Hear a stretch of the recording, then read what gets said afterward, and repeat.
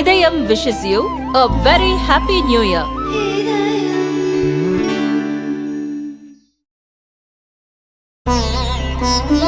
இதயம் wishes you a very happy new year.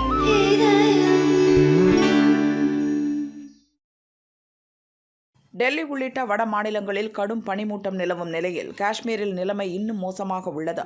Jammu Kashmir முழுதும் கடும் பனிப்பொழிவு நிலவுகிறது. சாலைகள் பனிப்போர்வையால் போர்த்தப்பட்டுள்ளன. எல்லையோரம் மலைப்பாங்கான இடங்களில் கடும் பனிப்பொழிவுக்கிடையே ராணுவ வீரர்கள் பாதுகாப்பு ரோந்து பணியில் ஈடுபட்டுள்ளனர். அதிகாலை இரவு நேரங்களில் பனியின் தாக்கம் அதிகம் உள்ளது. காலை நேரத்தில் புகை மண்டலம் போல் பனி சூழ்வதால் வாகன ஓட்டிகள் கடும் சிரமத்திற்கு ஆளாகின்றனர்.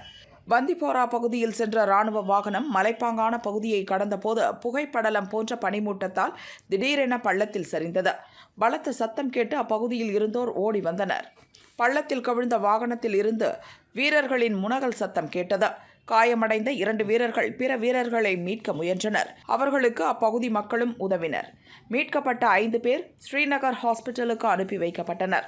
அவர்களை பரிசோதித்த டாக்டர்கள் 2 வீரர்கள் ஏற்கனவே இறந்துவிட்டதாக கூறினர். படுகாயமடைந்த 3 பேரில் மேலும் ஒருவர் இறந்த நிலையில் மற்ற 2 தீவிர சிகிச்சை அளிக்கப்படுகிறது.